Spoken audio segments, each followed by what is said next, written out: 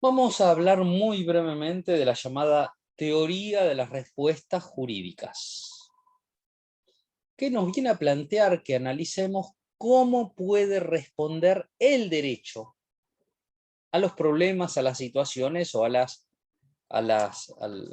demandas de la realidad. ¿Cómo puede responder el derecho? Hablando en general. Y vamos a recorrer un montón de clasificaciones y de preguntas.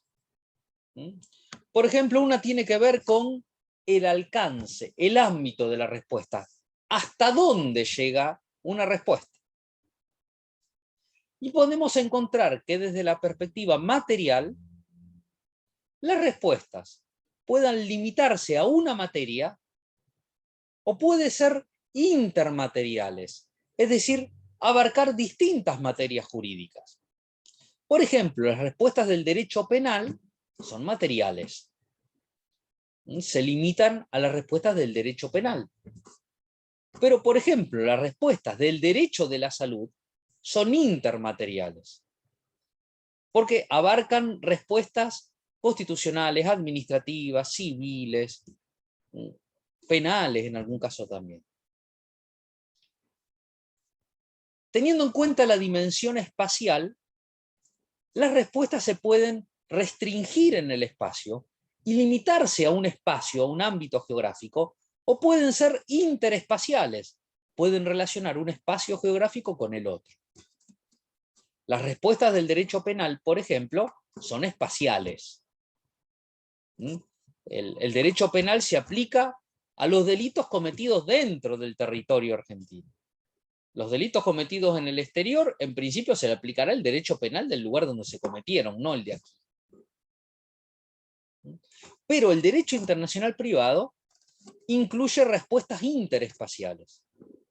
Si tenemos a un argentino que hace un contrato con un boliviano, en Argentina quizá tendremos que mirar el derecho de Bolivia para ver si este boliviano era capaz o no. Tenía capacidad para hacer el contrato. Eso lo estudia el derecho internacional privado.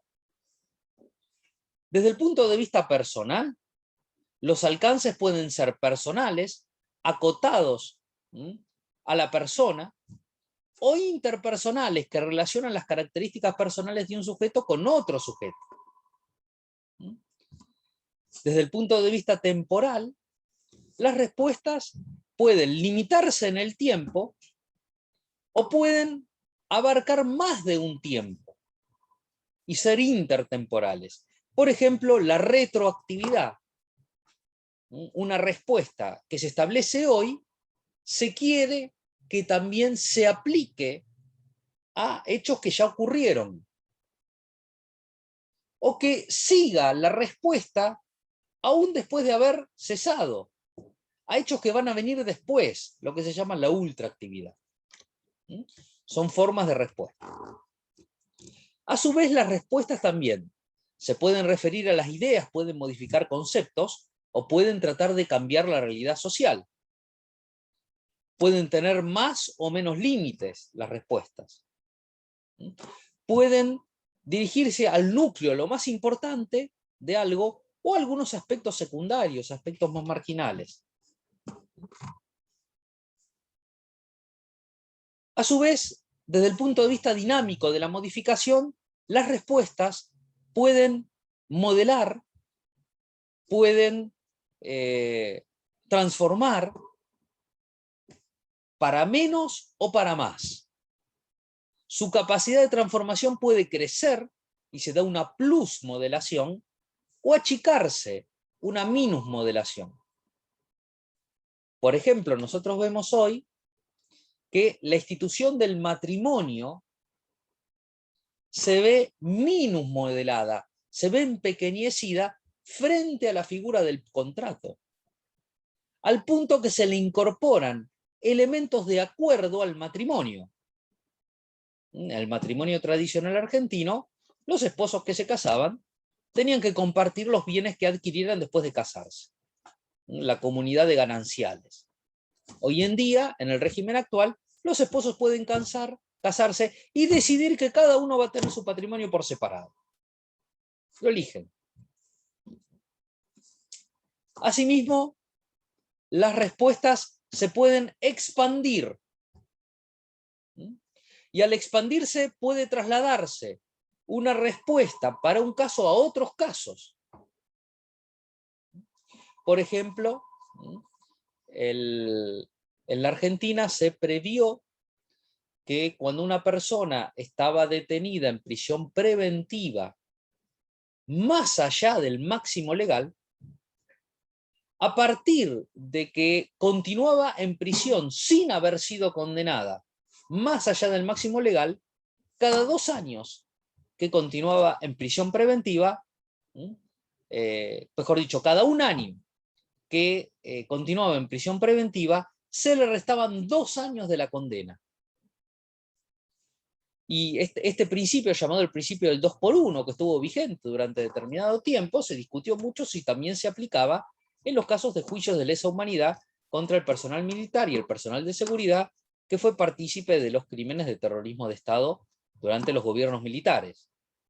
A ver si se podía inflar, si se podía extender, si se podía expandir esta solución, que había sido pensada con razón o sin razón, en mi criterio personal, sin razón, no tenía ningún justificativo este beneficio a las personas condenadas.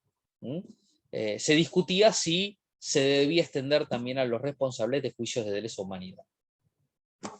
Otras veces, los alcances de las respuestas se reducen, se achican. Por ejemplo, en el Código Civil existía como un impedimento para el matrimonio el tener una enfermedad venérea en periodo de contagio. Cuando apareció el HIV, la enfermedad del HIV generó un problema y una situación, porque la persona con HIV, si este impedimento se le aplicaba, no se iba a poder casar nunca, porque el HIV no tiene un periodo de contagio en donde es contagioso y otros no tienen contagios. Entonces se achicó, se redujo la idea de qué enfermedades son las que impiden casarse para no incluir el HIV, el SIDA. A su vez, las respuestas pueden aislar al sujeto, lo pueden poner en situación de coexistencia con el otro, puede hacer que una respuesta domine sobre la otra, pueden llevar a la desintegración del instituto jurídico o pueden reintegrar un estatuto jurídico. La idea es que los distintos problemas y las distintas situaciones, las distintas respuestas que da el derecho a la realidad social pueden ser catalogadas y abordadas teniendo en cuenta estas categorías de respuestas jurídicas con las cuales nos puede servir de alguna manera para pensar cómo el derecho opera en relación con la realidad.